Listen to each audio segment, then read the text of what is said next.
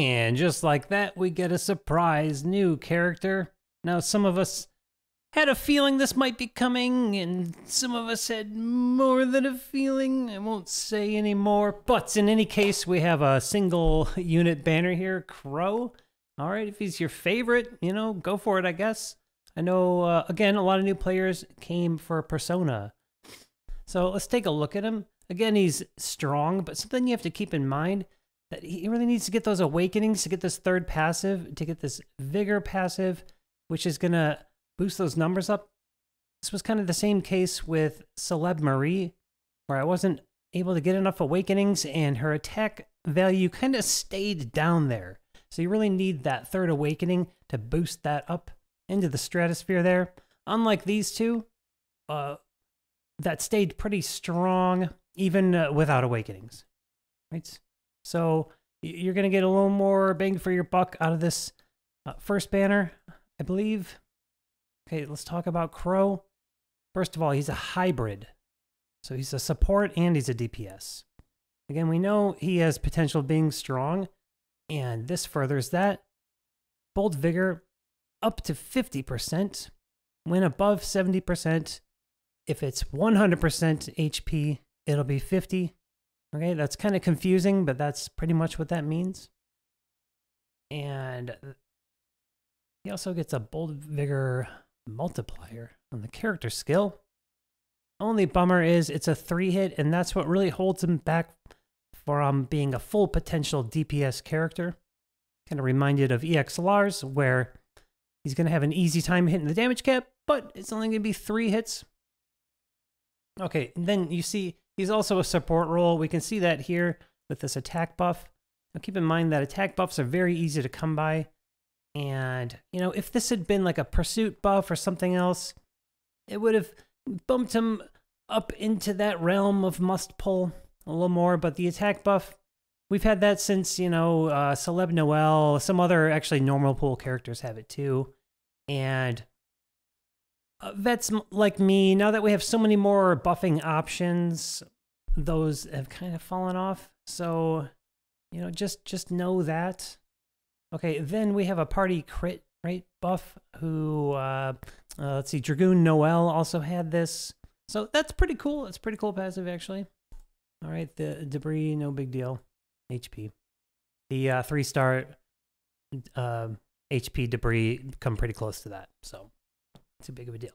Now, the weapon is awesome. And I gotta be honest, vets like me, he's kind of an easy skip, especially like a 1-unit banner is kind of a bummer.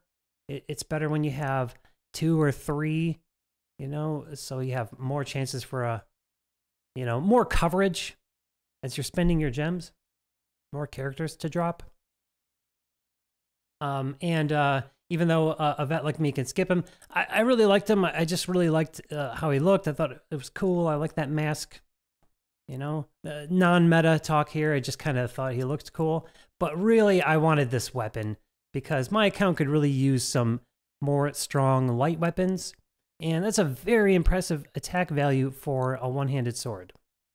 Okay, then we have more what we call dynamic Bold Vigor. You see, more effect the higher your HP is. Okay, so stacking even more Bold Vigor and Vigor, more attack, which that's a nice combo.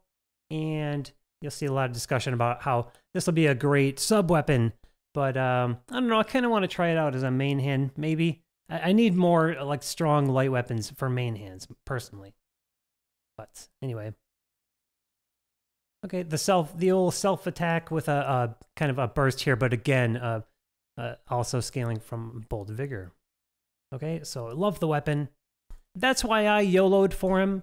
And for myself, I only allowed myself a multi and a few gamble singles to get him. And I got him on my main. This is actually an alt I'm showing this to you on.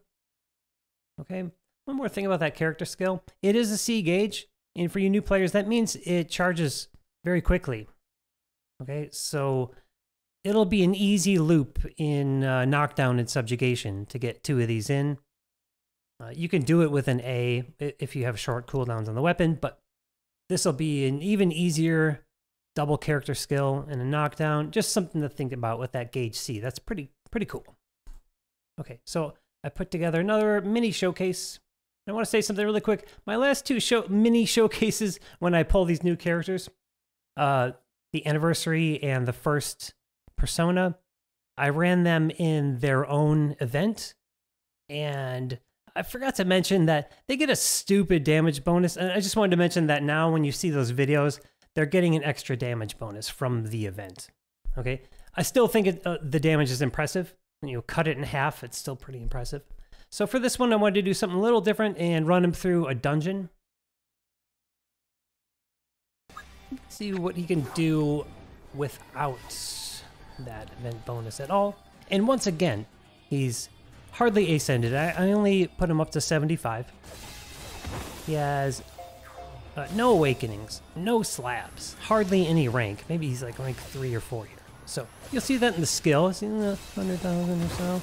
Okay, up to 400,000 on that bold vigor skill. Pretty cool. All right. This is one of the harder dungeons, but it's not like a full showcase here. So let's get him healed up and buffed and see what that character skill can do.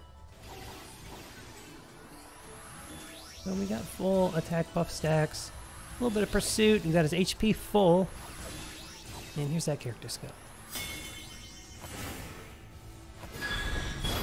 Yes! Alright, hitting the damage cap. Very nice. And very cool animation too. So if you're a big fan, maybe, and you're just swimming in gems, maybe go for it. If you love them, you might just want to focus on the first banner, or maybe hoard for next month. You never know what's coming. There might be something you really, really want, you know? Okay, so that's all I wanted to talk about in this video. Thanks so much for watching once again. And support the channel by hitting like and subscribe and leaving a comment below and all of that. It's so much appreciated. I'll see you in the next one.